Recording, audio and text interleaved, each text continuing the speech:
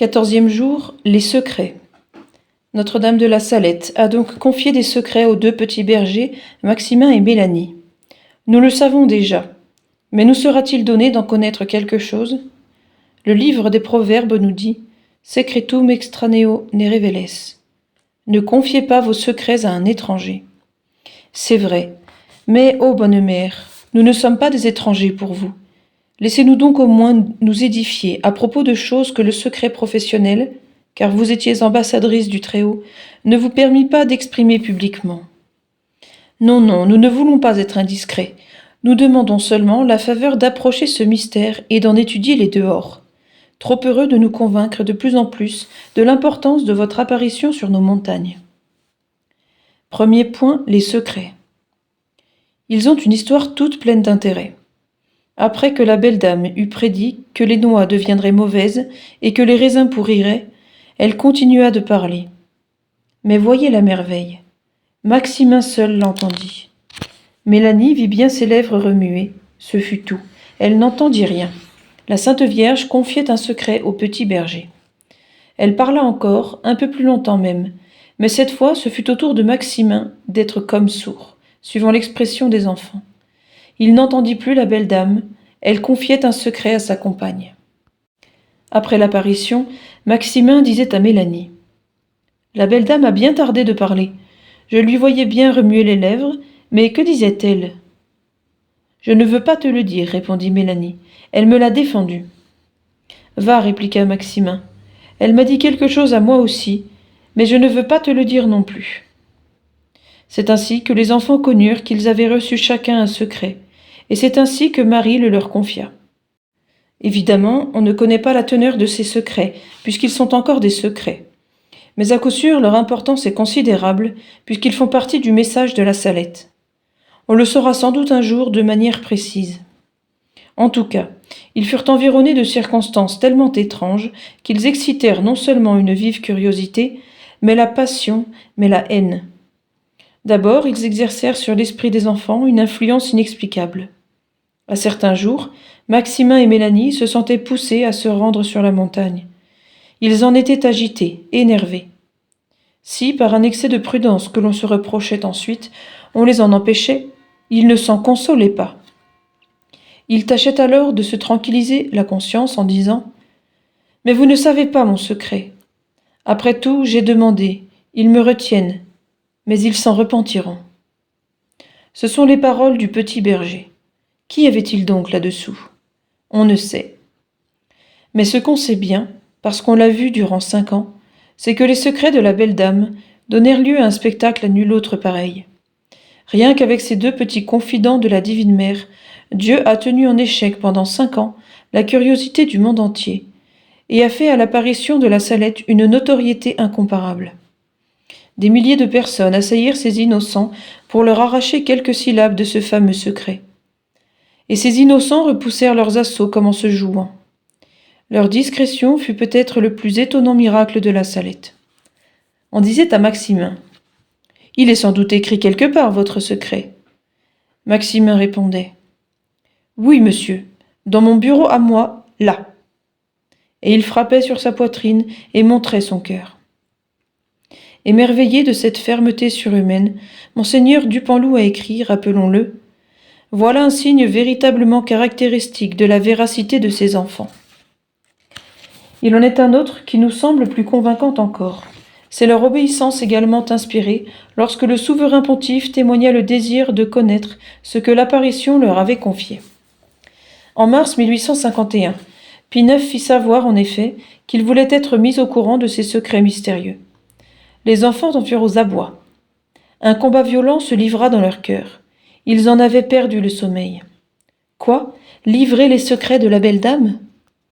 Mais quand on leur eut expliqué que le pape est le chef de l'Église et que, pour le bien de l'Église, il a le droit de tout savoir, Maximin et Mélanie se soumirent. Encore formulèrent-ils cette restriction : « Nous ne le dirons qu'à lui seul et pour lui seul. » Il fut convenu qu'ils écriraient leurs secrets et que des envoyés extraordinaires feraient le voyage de Rome pour les remettre aux mains même du souverain pontife. Au premier jour de juillet, nos 2 petits bergers furent amenés à Grenoble et installés aux 2 extrémités d'une salle de l'évêché, chacun devant une table sur laquelle se trouvaient des plumes, de l'encre et du papier. 4 témoins se tenaient au fond de la salle. Monseigneur de Bruyères vint les voir et leur recommanda la plus scrupuleuse exactitude. Les enfants écrivirent sans aucune hésitation. Ils ne s'arrêtèrent que pour demander Maximin l'orthographe du mot pontife, Mélanie celui du mot antéchrist et le sens de l'adverbe infailliblement. Elle ajouta 2 dates qu'elle semblait avoir oubliées. Ce fut tout. Les témoins avaient remarqué que la lettre de Maximin était moins longue que celle de Mélanie, et qu'il l'avait divisée en 7 paragraphes bien numérotés. Les enfants scellèrent leurs lettres. Les témoins en attestèrent l'authenticité sur les enveloppes. Monseigneur de Grenoble y joignit ses lettres testimoniales, apposa sur le tout le sceau de ses armes, et chargea messieurs Rousselot et Guérin, ses vicaires généraux honoraires, de se rendre à Rome afin de les remettre au souverain pontife. Il est intéressant de lire les rapports des délégués de Grenoble. Le 18 juillet 1851, ils étaient au pied de Pie IX et s'acquittaient de leur mission. L'heure fut anxieuse. Qu'allait dire le pape, le juge de toute cause dans l'Église? Le Saint-Père lut d'abord la lettre de Maximin et dit « Il y a ici la candeur et la simplicité d'un enfant. » Pour lire plus facilement, sa sainteté se leva et s'approcha d'une fenêtre dont elle ouvrit le volet. Après la lecture de la lettre de Mélanie, « Il faut, dit-il encore, que je lise ces lettres à tête reposée. » Pendant qu'il relisait celle de Mélanie, une certaine émotion se manifesta sur son visage. Ses lèvres se contractèrent et ses joues se gonflèrent. Les envoyés de Grenoble suivaient attentivement la scène. Ils osaient à peine respirer. Qu'allait dire le pape? Car il avait fini de lire et les regardait. « Ce sont des fléaux, dit-il avec un grand accent de tristesse, dont la France est menacée. Elle n'est pas seule coupable. L'Allemagne, l'Italie, toute l'Europe est coupable et mérite des châtiments.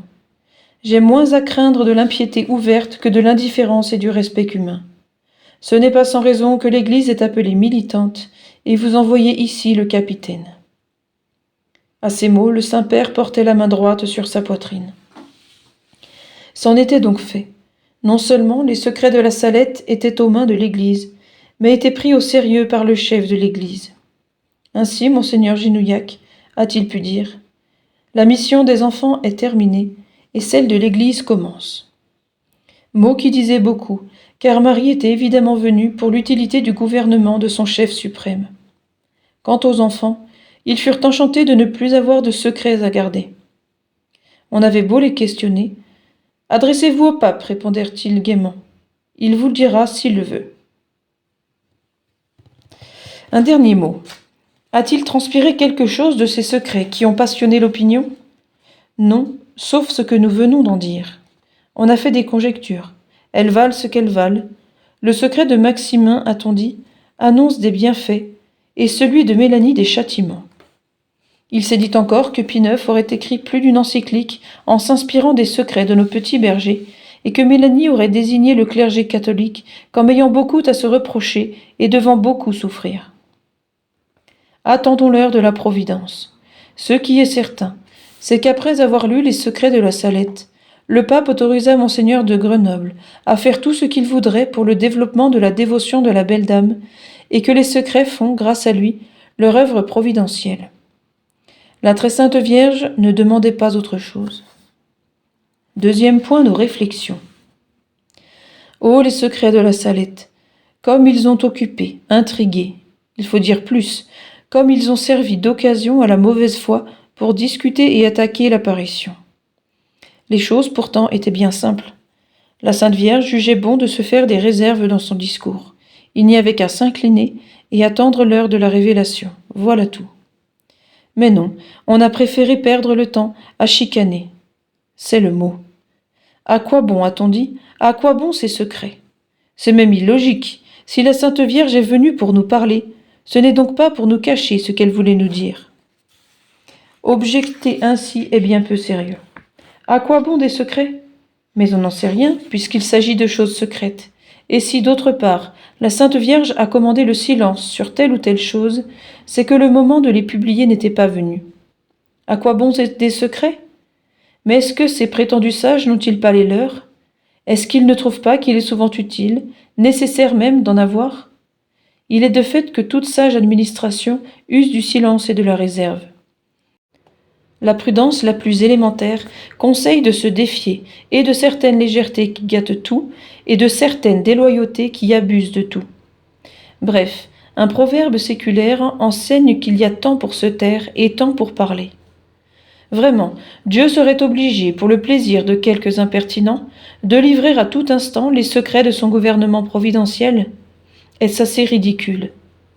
Maximin, ce petit paysan des Alpes, le faisait bien entendre dans une de ses répliques toutes de bon sens.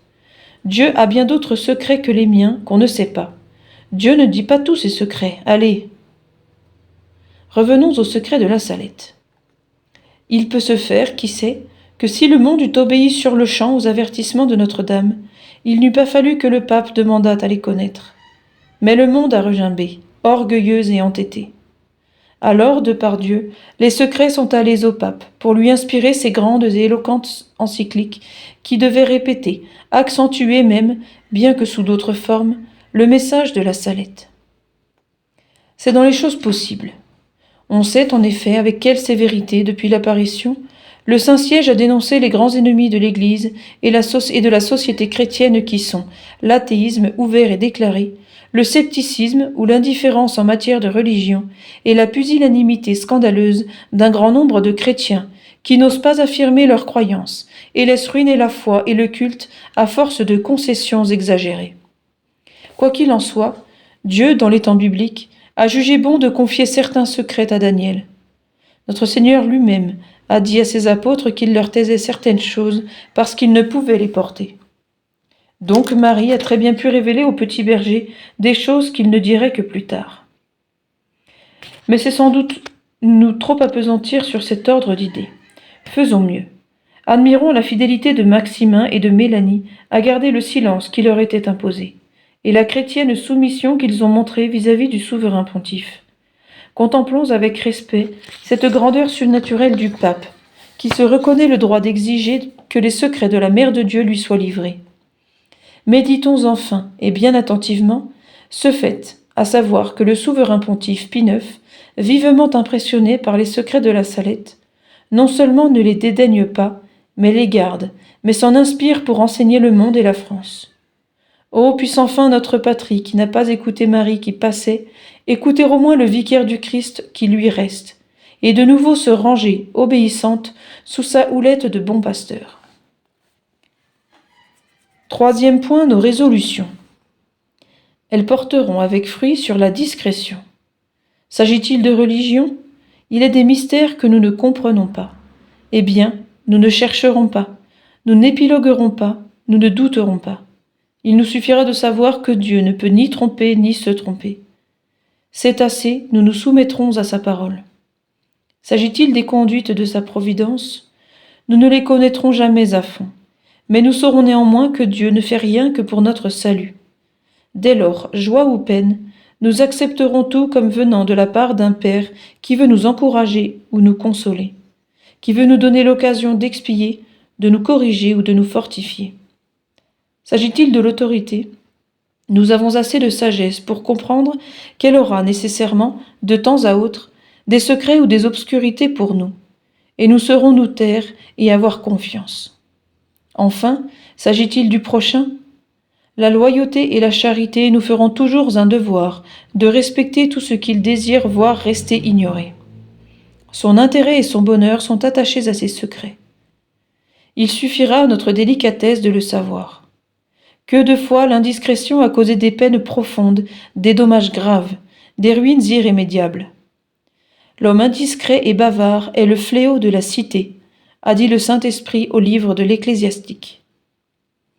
Notre-Dame de la Salette, réconciliatrice des pécheurs, priez sans cesse pour nous qui avons recours à vous.